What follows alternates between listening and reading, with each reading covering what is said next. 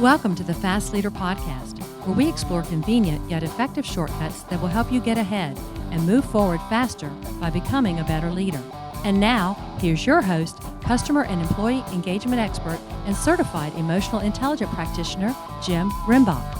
Need a powerful and entertaining way to ignite your next conference, retreat, or team building session? My keynotes don't include magic, but they do have the power to help your attendees take a leap forward by putting emotional intelligence into their employee engagement, and customer-centric leadership practices. So bring the infotainment creativity of the Fast Leader Show to your next event, and I'll help your attendees get over the hump now. Go to beyondmorale.com/speaking to learn more. Okay, Fast Leader Legion, today I'm so excited because I have somebody who has a wealth of information and something I even have a passion for, and really, we're going to have insights that we can actually share with so many.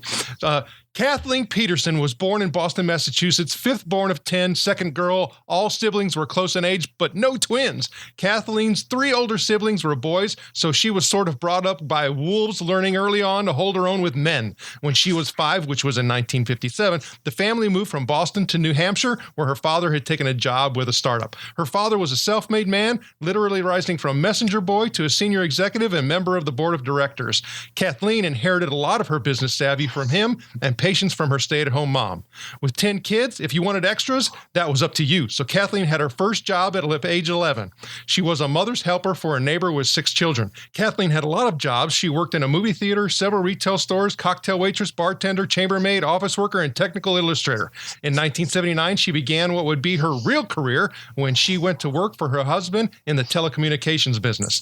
That led to her understanding of technology as a support tool to meet objectives. She witnessed firsthand the misconception that technology alone is the solution, which was the seed of what she does now. Kathleen is currently celebrating her 30th year in business as founder and chief vision officer of Powerhouse Consulting, a management consulting firm that specializes in operationalizing the customer experience. She works with many growing, quality-focused organizations looking to achieve excellence when it comes to delivering the customer experience across all access channels. She has a very strong practice in healthcare right now, working with many systems to elevate their contact center environments to the level of strategic asset by optimizing in the key areas like people, process, and technology. Kathleen lives in Bedford, New Hampshire, and she's been there since 1957. She lives in a house next door to her childhood home. She also has 2 sisters, 2 brothers, a niece, and a nephew living on the same compound. She's been married since 1979 to David, her husband and partner in Powerhouse. He leads the voice and data side of the practice. She has 2 sons and 1 grandson. Kathleen Peterson, are you ready to help us get over the hump? I am ready. Absolutely, Jim. I'm glad to have you. Now, I've given our listeners a little bit about you, but can you tell us what your current passion is so that we can get to know you even better? Our current passion today is working in the healthcare industry. It's the most changing industry on the planet, I believe, from every aspect, from the provider side, from the patient side, and from the leadership side.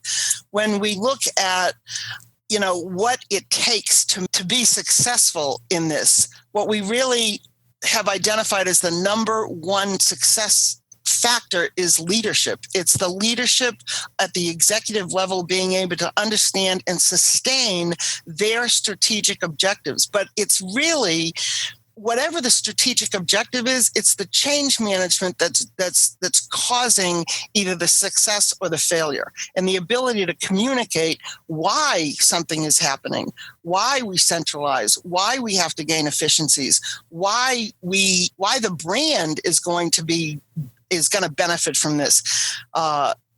So being able to really take the change through the providers and stand tall in your decisions. We have to really guide our executive teams to not abdicate their responsibility of making these massive changes effective and make them work, because we know how important they are from an efficiency perspective, but efficiency is only actually efficient if everybody is on board and engaged in what the objectives are. I had a conversation yesterday with a client who brought to our attention from a call center that went live in December. The feedback they were getting from the physicians was, well, it's not working. Well, it's not working has no meaning. I mean, it's not working could be, I couldn't find a place to park. The elevator was broken. That that's not anything anybody can fix. We need to know what about it isn't working, and that people will accept an assessment of it's not working and then bring it to somebody else is ludicrous. Because if someone says to you it's not working, you have to say, what about it's not working? I can't fix it's not working. But when an executive level has abdicated their leadership responsibilities and allowed peer-to-peer, that's where them and us comes from. And the contact center and the provider community or the practice community in the case of what I was just referencing, when those two parties look at what they do as a handoff, we need to move them towards this is hand in hand. The contact center and the practice environment, when the contact center is supporting that, that's a hand in hand activity, not a handoff. And the executive level needs to be the party that brings it together and says, if it's not working, let's talk about what about it's not working and how we're going to fix it, because this is the future. And this is the way it's going to be. And we're in this sort of wonderful moment, at least I feel privileged to be in it, because we're party to this massive change. When you look at healthcare, you've got minute clinics, you've got all these urgent care environments, you've got all kinds of options that are challenging the status quo of what we know. So when the changes come to support the new models, it has to be supported from a leadership perspective, or honestly, no matter how good your technology, no matter how wonderful your management, it's not going to work.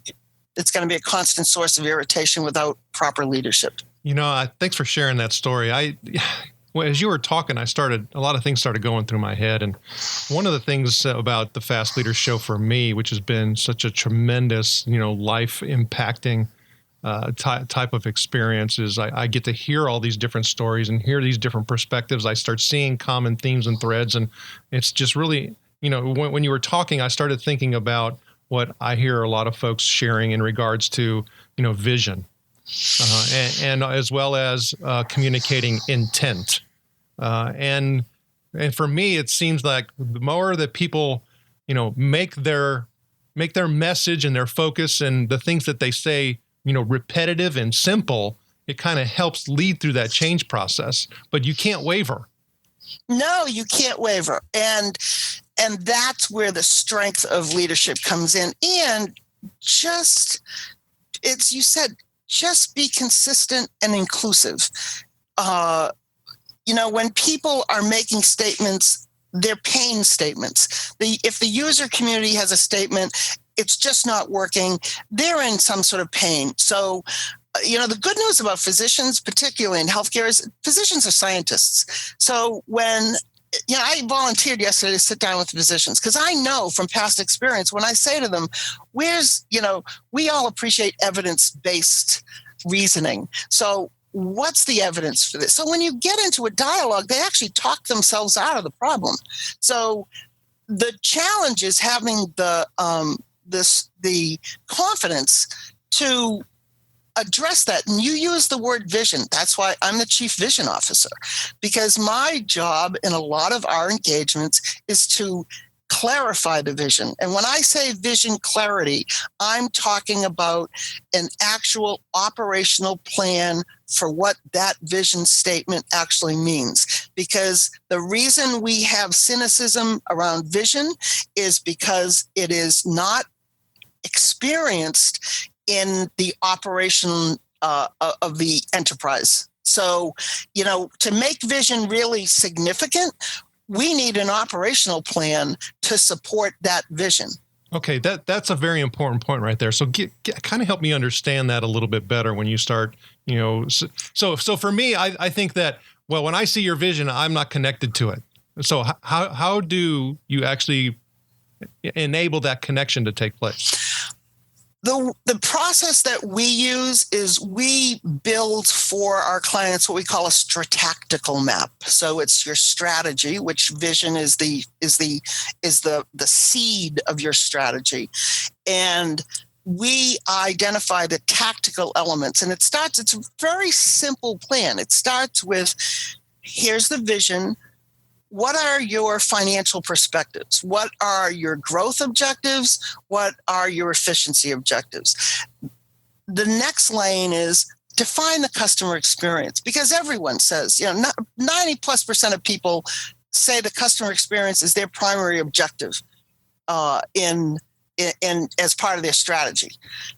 And what happens is I get in rooms with senior level executives, and I say to them, give me your top 3 strategies. It's always customer experience is one of them. So, okay, let's pick that one.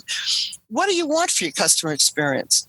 And almost universally, and I'm sure you already know, what they want is they want it to be great.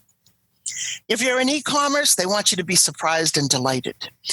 And then you say to them, well, those are nice words, but what do they mean? I was in a room with a group of a CEO and his team, and when I asked them what that meant, there was silence. And it was an uncomfortable silence. And finally, the CEO said, I am embarrassed that none of us at this table can answer that question.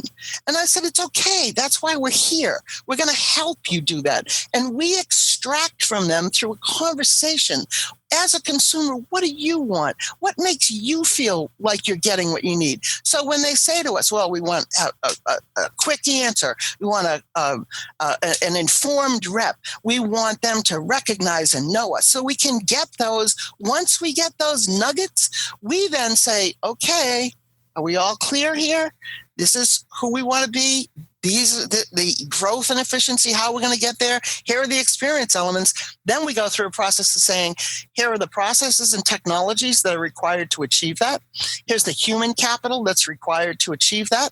Here's the information capital required to achieve that. And here's the culture or organizational model that's going to help you get there.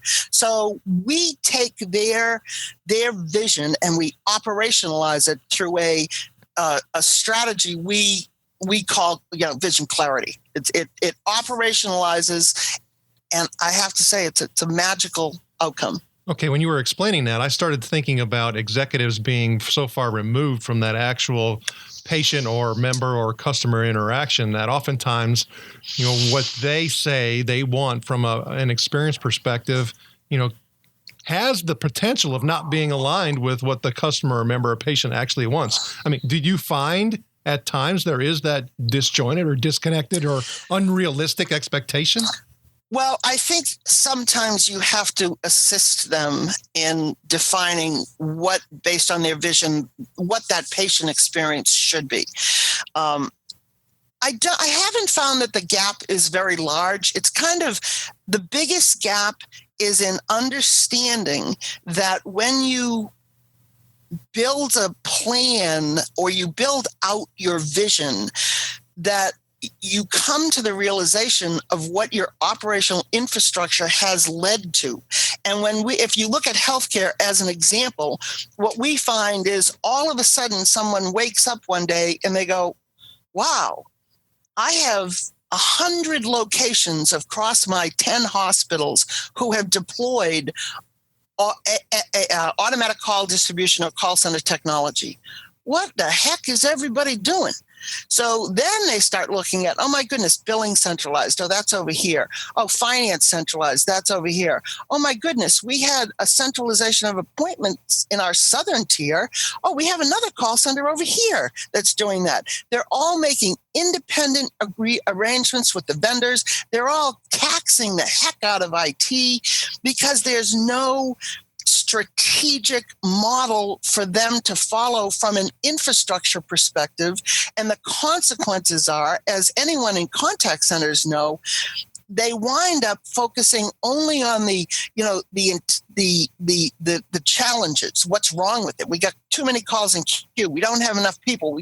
We have so many applications we have to have open that have timeouts and resets that are causing pain. If we could even just get dual monitors, we'd be better off.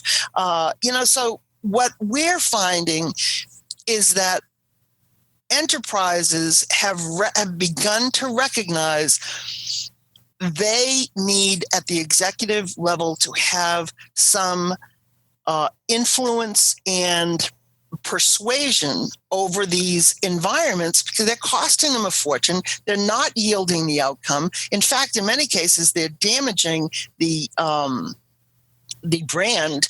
And that's why it usually gets to the executive level, because now complaints have come in now. And it's really because when you lack an operational plan for your strategy, the interpretation of that is diluted as it goes through the enterprise. And when business units who appear to be disparate but are actually operating on the same platforms, you want those platforms at the executive level. They want to look at every performance report looking the same. I mean, we had a client with, I think, 11 hospitals, and we did this assessment and went to all these contact centers, and we just had one slide with all the varied performance, the dashboard reporting, and it was complete chaos. So the executives could never know whether they were what their investment strategy should be for these organizations. So the executive has in some ways abdicated their responsibility for operations, because I think traditionally in the siloed model of business, that was the approach. We're beyond that now.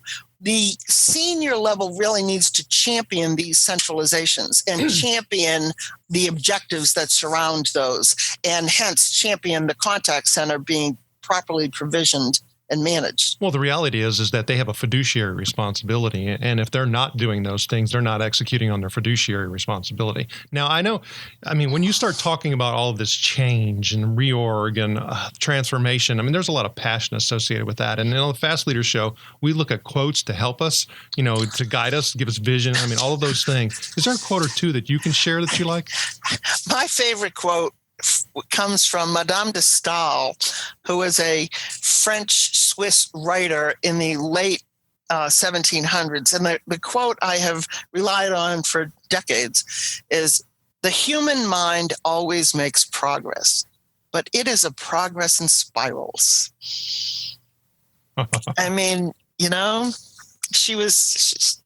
Napoleon exiled her from Paris. First, out of Paris, she had to be taken at least 250 miles away because he said she was teaching people to think who had never thought before. Then he had her exiled from France. So she was very much a thought leader in her times, in those turbulent times. So I've always appreciated that, because the world is iterative. Change is iterative. When people look at projects and engagements and they want to know, well, give me the 5 things that we have to do. It's like, I don't know them yet. We have to appreciate the iterative nature of the world we live in and recognize that progress is almost always in spirals. So for me, recognizing that helps not get caught up when you're challenged. We're all challenged. I look at those kind of challenges as opportunity. I know that's sort of a classic thing to say, challenges are opportunities. For me, they're mostly communication opportunities. That's a great point and a great quote. I really appreciate you sharing that. And I know that when you start thinking about, reading your bio and thinking about your upbringing, your childhood, and how really it seems like your family is still, close knit. It's quite amazing. But, during your career, your life, I know that you've had a lot of humps that really made you who you are today. Is there a story that you can share that kind of gives us some view into that? I can. And I was very blessed to have this happen to me 30 years ago, because I was working at the beginning of my company. We did a lot of post-sale implementation of telecommunications services, and a lot of them were for the phone company.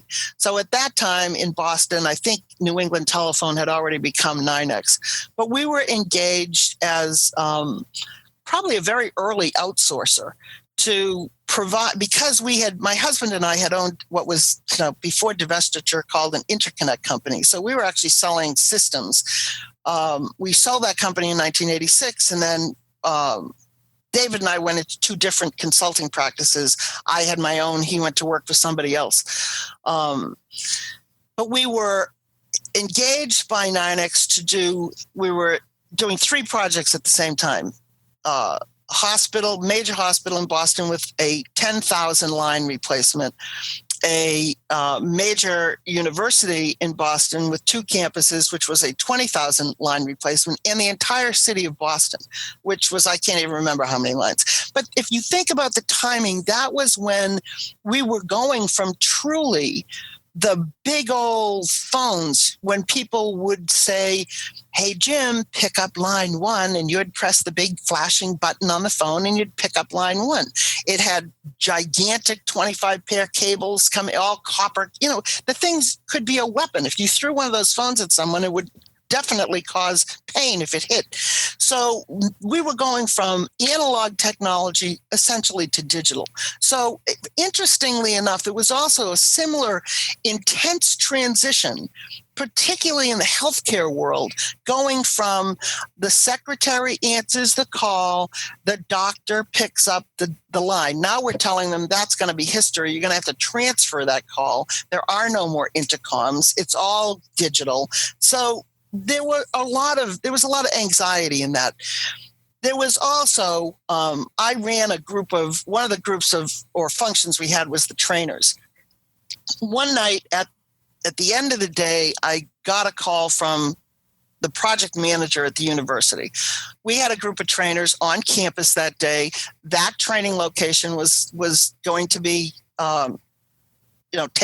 taken down, moved to a different location. And she called me and told me that she expected my trainers to break the room down, take the phones, carry them across the campus back to their location.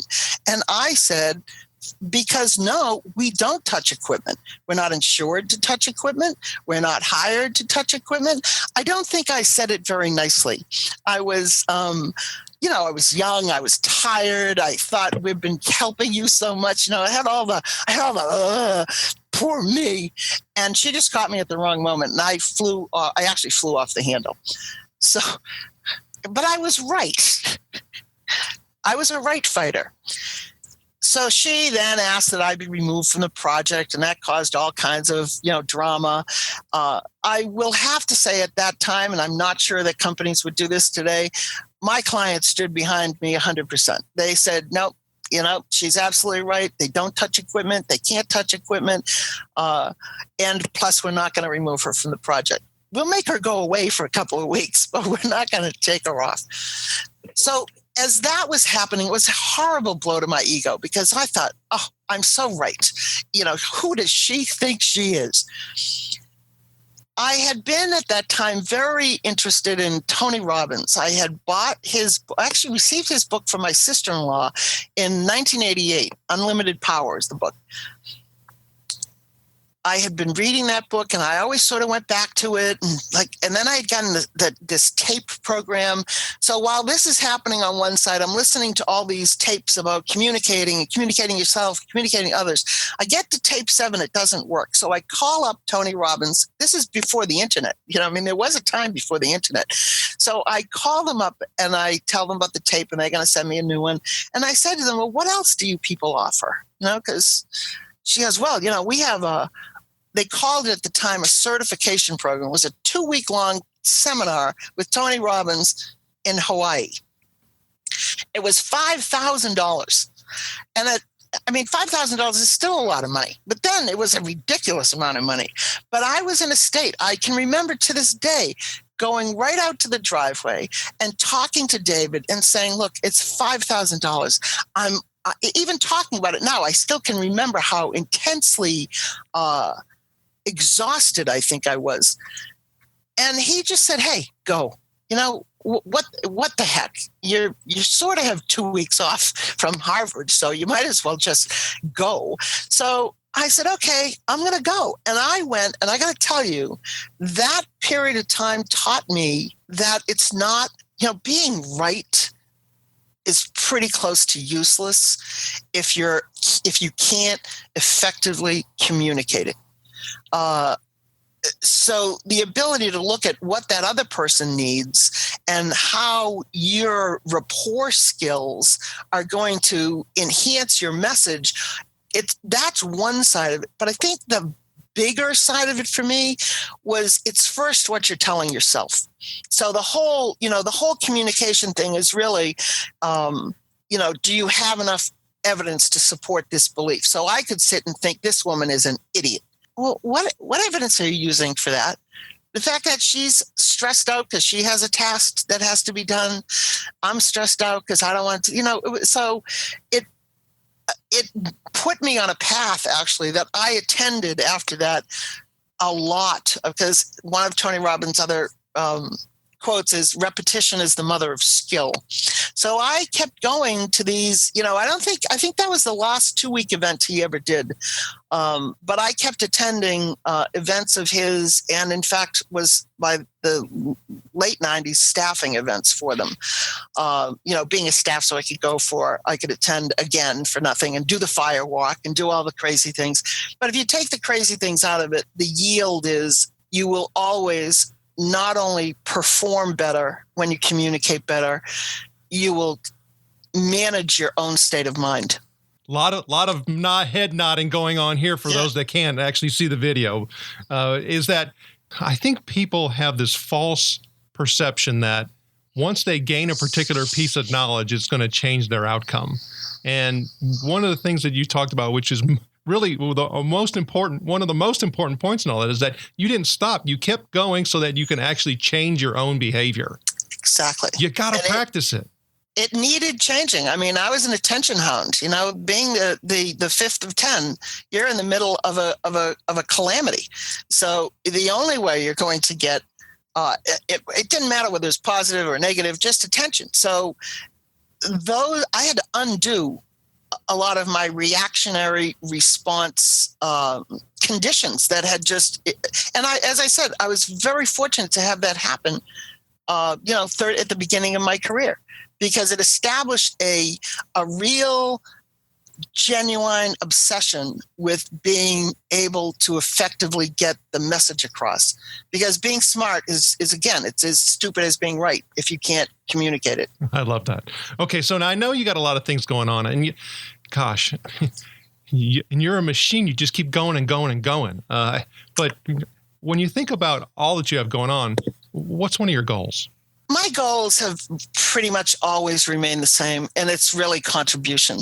I feel like contribution is something that is a privilege to be able to enjoy. Our organization, we feel passionately that we are not just a consultant. We are advisors. We are support people. We help define and move a very real objective forward and bring to it the associated personal challenges that come with change.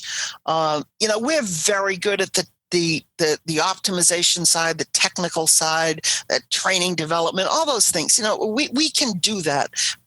But again, even though that's all the right stuff to do, if it's not properly implemented, if the messaging is inaccurate, because a lot of people advertise, it's like they'll advertise internally, oh, this is going to be fantastic. Well, that remains to be seen. So for me, contribution has always been the fuel that keeps me going. And I have to also say, I've always thought I've been blessed that for me, work was introduced as something fun. I guess it was getting out of the house and having my own money, but I've always had an expectation that work should be a pleasure, and contribution for me is a basic human need. And the Fast Leader Legion wishes you the very best. Now, before we move on, let's get a quick word from our sponsor. The number one thing that contributes to customer loyalty is emotions. So move onward and upward faster by gaining significantly deeper insight and understanding of your customer journey and personas with emotional intelligence. With your empathy mapping workshop, you'll learn how to evoke and influence the right customer emotions that generate improved customer loyalty and reduce your cost to operate. Get over your emotional hump now by going to empathymapping.com to learn more. All right, here we go, Fast Leader Legion. It's time for the Hump Day Hoedown. Okay, Kathleen, the Hump Day Hoedown is a part of our show where you give us good insights fast. So I'm going to ask you several questions, and your job is to give us robust yet rapid responses that are going to help us move onward and upward faster. Kathleen Peterson, are you ready to hoe down? I hope so. All right. So what do you think is holding you back from being an even better leader today? Well, I don't want to seem arrogant, but I'm thinking nothing, really, because I'm improvement is a natural byproduct of learning. And I have a passion for learning, and that is, leading follows learning. What is the best leadership advice you have ever received? I got it from my father. He said, never lose your sense of humor. What is one of your secrets that you believe contributes to your success? Telling it like it is. What do you feel is one of your best tools that helps you lead in business or life? Nurturing my emotional intelligence and a healthy work-life balance. What would be one book, and it could be from any genre, that you'd recommend to our listeners? I have this book in my office to this day. It's called The Corporate Mystic by Gay Hendricks and Kate Ludman. Fabulous. Okay, Fast Leader Legion, you can find links to that and other bonus information from today's show by going to fastleader.net/Kathleen Peterson. Okay, Kathleen, this is my last Hump Day Hoedown question. Imagine you were given the opportunity to go back to the age of 25, and you've been given the opportunity to take the knowledge and skills that you have now back with you. But you can't take everything back. You can only choose one. So what skill or piece of knowledge would you take back with you, and why? Well, I want to tell you, I was 25 in 1977. So my gut instinct is I would take back the Microsoft software program and beat Bill Gates to the punch. That's probably not what you mean.